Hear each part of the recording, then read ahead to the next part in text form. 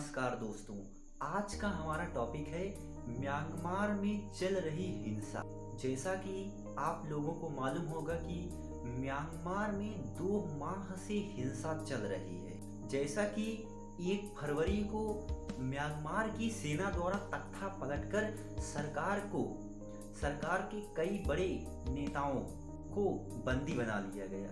तभी से म्यांमार में चल रही हिंसा को देखते ही देखते 2 माह बीत गए, लेकिन अभी तक इस पर कोई उचित कार्रवाई नहीं हो पाई। इस हिंसा में करीब 500 व्यक्तियों की जान जा चुकी है, जिसमें लोग भी सेना के विरुद्ध हिंसा कर रहे हैं। लोगों का कहना है कि नेताओं को मुक्त किया जाए और लोकतंत्र को पुनः चलाया। लेकिन म्यांमार की सेना म्यांमार की सारी ताकत को अभी अपने हिस्से में लिए हुए है।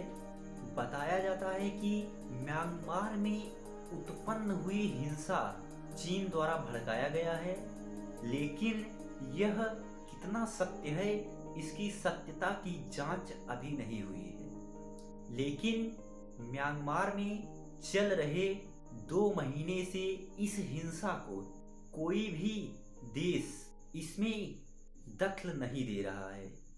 यहाँ तक कि संयुक्त राष्ट्र भी इस पर कोई उचित कार्रवाई नहीं कर रही है। म्यांमार में चल रही हिंसा से प्रताड़ित लोग म्यांमार को छोड़कर आसपास के देशों में घुसने का प्रयास कर रहे हैं। यह अन्य देशों के लिए मुश्किल खड़ी कर रही है। जैसा कि आप लोगों को मालूम होगा कि चीन पूर्व महासचिव और म्यांमार की राजनीति सुमार सिद्ध चेहरा पूर्व महासचिव आंग सान सूची को भी सेना द्वारा बंदी बना लिया गया है। बताया जाता है कि आंग सान सू भारत से इनके संबंध कुछ ठीक नहीं है और इनमें सुधार भी यह नहीं करना चाहती। यह भारत के विरोध में होती है और इन्होंने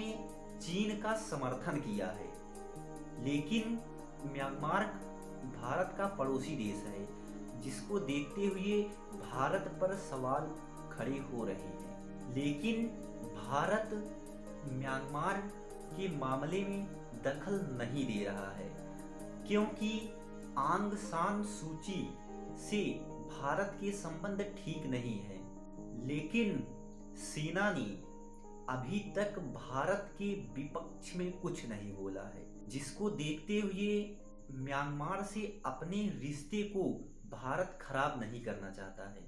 जैसा कि यदि भारत म्यांमार में हस्तक्षेप करेगा तो इससे वहां म्यांमार की सेना भी चीन की तरफ झुक सकती है, जिससे भारत को संबंध खराब होने के संकेत मिल रहे हैं। इसी को देखते हुए भारत ने अभी तक म्यांमार की हिंसा में दखल नहीं दिया है और संयुक्त राष्ट्र के विशेषज्ञों द्वारा बताया जा रहा है कि म्यांमार में गृह युद्ध जैसे माहौल बन रहे हैं। अब देखना यह दिलचस्प होगा कि आखिर यह हिंसा किस प्रकार से समाप्त होती है और आगे इसके क्या होने वाला है।